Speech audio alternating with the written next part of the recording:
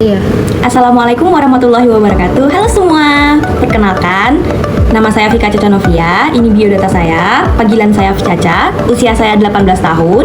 Alamat saya Muara Siau dengan NIM 250426110009. Status saya sebagai mahasiswa Pendidikan Biologi Universitas Merangin. Di sini saya akan menjelaskan tentang materi fotosintesis pada tumbuhan. Materi fotosintesisnya untuk pembelajaran SMP. Nah, sekarang mari kita masuk ke menu, yaitu bagian-bagian apa saja sih yang kita pelajari pada pagi hari ini? Nah, sekarang kita akan masuk pertama, yaitu judul. Judul kita tadi yaitu fotosintesis pada tumbuhan, pembelajaran untuk kelas SMP. Kedua ada menu, yaitu bagian-bagian apa saja yang akan kita pelajari pada hari ini dan pada materi ini. Yang ketiga ada biodata. Biodata adalah perkenalan diri yang telah saya perkenalkan diri sebelum video tadi. Terus nanti kita akan belajar tentang potensi inti, terus potensi dasar. Nanti baru kita masuk ke materi. Terus kita akan mempelajari contoh soal dan penyelesaiannya. Terus kita akan bikin latihan juga. Terus kita akan lanjut ke penutup, yaitu ada daftar pusaka dan penutup yang akan kita akhiri pembelajaran pada hari. Nah, sekarang kita masuk ke potensi intinya. Peserta didik mampu memahami konsep fotosintesis sebagai proses pertumbuhan energi cahaya menjadi energi kimia pada tumbuhan serta menyadari peran fotosintesis dalam menunjang keberlangsungan hidup makhluk hidup dan keseimbangan lingkungan.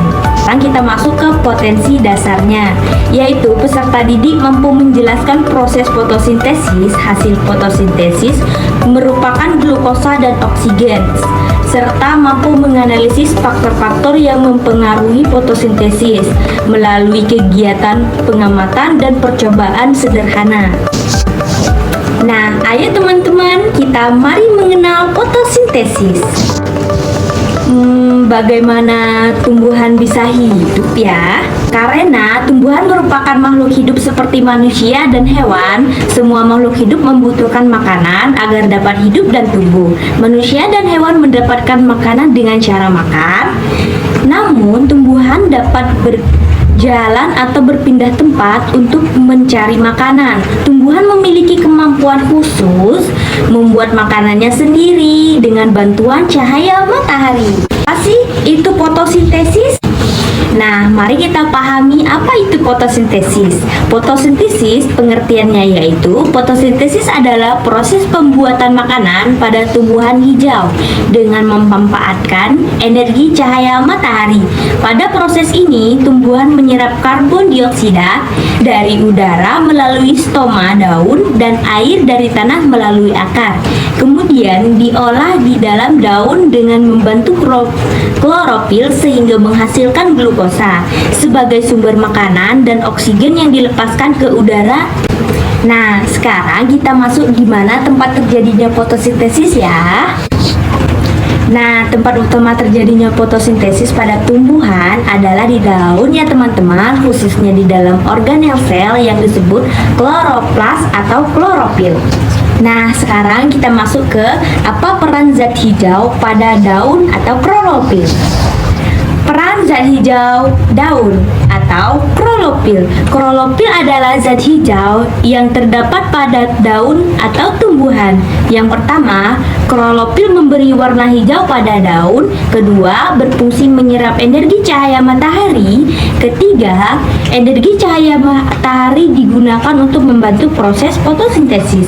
Keempat, fotosintesis menjadi di dalam bagian sel yang disebut dengan kloroplas. Ayo, siapa yang tahu apa saja yang dibutuhkan tumbuhan untuk fotosintesis? Agar fotosintesis dapat berlangsung, tumbuhan membutuhkan beberapa bahan, yaitu yang pertama cahaya matahari sebagai sumber energi, air HO2 yang diserap oleh akar dari tanah, karbon dioksida atau CO2 yang berasal dari udara, klorofil untuk menangkap cahaya matahari. Dari mana sih tumbuhan mendapatkan air?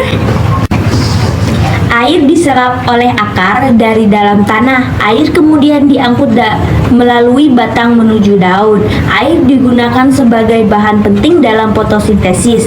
Tanpa air, tumbuhan tidak dapat membuat makanan dengan baik. Nah, sekarang bagaimana tumbuhan mengambil karbon dioksida? Dengan cara air diserap oleh akar dari tanah. Air kemudian diangkut melalui batang menuju daun. Air digunakan sebagai bahan penting dalam proses fotosintesis. Tanpa air, tumbuhan tidak dapat membuat makanan dengan baik. Nah, sekarang peran cahaya matahari dalam fotosintesis. Perannya yaitu cahaya matahari merupakan sumber utama fotosintesis. Klorofil pada daun menyerap cahaya matahari. Energi cahaya matahari digunakan mengubah air dan karbon dioksida menjadi makanan. Tanpa cahaya matahari, fotosintesis tidak dapat berlangsung. Bagaimana proses fotosintesis terjadi? Proses fotosintesis berlangsung melalui beberapa tahap. Penyimpanan adalah proses penyimpanan hasil fotosintesis berupa makanan cadangan di bagian tertentu tumbuhan agar dapat digunakan kembali saat tumbuhan tidak dapat membuat makanan, misalnya pada malam hari atau ketika kekurangan cahaya matahari. Nah, mau tahu bagaimana rumus fotosintesis? Nah, fotosintesis dapat ditulis dalam persamaan kimia, yaitu dapat dilihat 6CO2 ditambah 6HO2, yaitu klorofil garis miring sinkling atau C6H12O6 ditambah 6O2. Nah, sekarang kita masuk ke bagian hasil dari fotosintesis. Fotosintesis menghasilkan, setelah proses fotosintesis berlangsung, tumbuhan menghasilkan yang pertama glukosa atau C6H12O6 sebagai makanan untuk tumbuhan. Kedua, yaitu glukosa digunakan untuk pertumbuhan dan sumber energi tumbuhan. Ketiga, ada oksigen atau O2 dilepaskan ke udara melalui stomata. Oksigen sangat penting bagi pernapasan manusia dan hewan. Sekarang, faktor apa saja sih yang mempengaruhi fotosintesis? Yaitu faktor yang pertama, cahaya matahari sebagai sumber energi utama dalam fotosintesis. Yang kedua, ada air H2O yang diserap oleh akar dan digunakan sebagai bahan fotosintesis. Yang ketiga, ada karbon dioksida atau C2O, yaitu gas dari udara yang masuk melalui stomata daun. Nah, sekarang kita masuk ke hasil fotosintesis pada tumbuhan. Yang pertama ada glukosa yang merupakan makanan utama bagi tumbuhan yang digunakan untuk tumbuhan dan energi. Yang kedua ada oksigen O2 yaitu melepaskan ke udara melalui stomata yang digunakan makhluk hidup sebagai replikasi. Yang ketiga adalah energi kimia yang disimpan dalam bentuk senyawa makanan. Kesimpulannya, fotosintesis menghasilkan makanan bagi tumbuhan dan oksigen bagi makhluk hidup. Nah, hasil juga sebagai berikut, yaitu ada cadangan makanan, hasil yang disimpan dari yang pertama ada akar, contohnya pada akar wortel dan singkong. Nah, kedua ada batang pada batang tebu dan sagu. Yang ketiga ada daun pada daun bayam. Terus ada biji pada biji kacang dan biji jagung. Terus ada buah mangga dan apel. Penyimpanan adalah proses penyimpan dari fotosintesis merupakan makanan cadangan bagian tertentu tumbuhan agar dapat digunakan sebagai saat tumbuhan tidak dapat membuat makanan, misalnya pada malam hari atau ketika kekurangan cahaya matahari.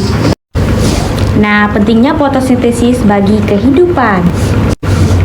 Fotosintesis memiliki peran penting bagi kehidupan, yaitu menghasilkan oksigen O2 untuk pernapasan makhluk hidup seperti kita ya. Terus menjadi sumber makanan utama dalam rantai makanan, membantu menjaga keseimbangan gas dan udara, mendukung keberlangsungan hidup manusia, hewan dan tumbuhan. Nah, sekarang manfaat fotosintesis bagi makhluk hidup. Pemanfaatan hasil fotosintesis yang pertama yaitu sumber energi tumbuhan, yang kedua pertumbuhan dan perkembangan yang ketiga membentuk bunga, buah, dan biji. Ya, terus disimpan sebagai cadangan makanan.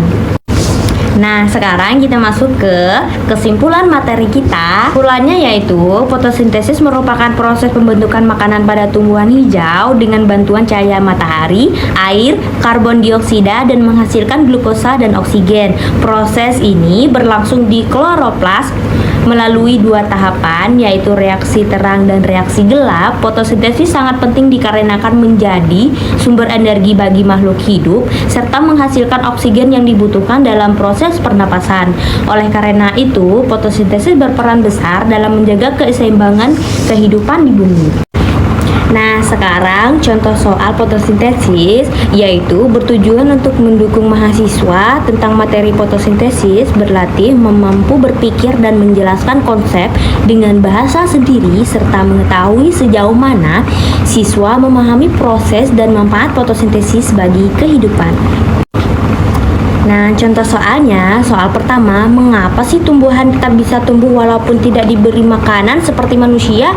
Jelaskan berdasarkan proses fotosintesis. Soal kedua, apa yang akan terjadi jika tumbuhan tidak memiliki zat hijau atau klorofil? Soal ketiga, mengapa tumbuhan yang diletakkan di tempat gelap lama-lama menjadi layu? Keempat, jelaskan hubungan antara cahaya matahari dan proses fotosintesis pada tumbuhan. Yang kelima, menurut pendapatmu, mengapa sih fotosintesis sangat penting bagi manusia dan hewan? Nah, mari kita mengerjakan latihan. Nah, untuk soal pertama, 1. Fotosintesis adalah proses tumbuhan untuk A. Bernapas, B. Membuat makanan sendiri, C. Berkembang biak. Jawabannya adalah B. Membuat makanan sendiri. Soal kedua, bagian tumbuhan yang paling berperan dalam fotosintesis adalah A. Akar, B. Batang, C. Daun. Nah, jawabannya adalah C ya.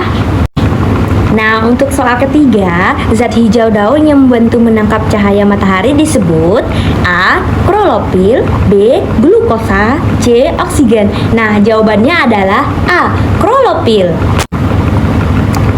Soal keempat, salah satu bahan yang diperlukan dalam fotosintesis adalah A. Karbon dioksida, B. Nitrogen, C. Protein. Jawabannya adalah A. Karbon dioksida. Soal kelima, hasil utama fotosintesis yang dilepaskan ke udara yaitu A. Oksigen, B. Air, C. Mineral. Jawabannya adalah A. Oksigen.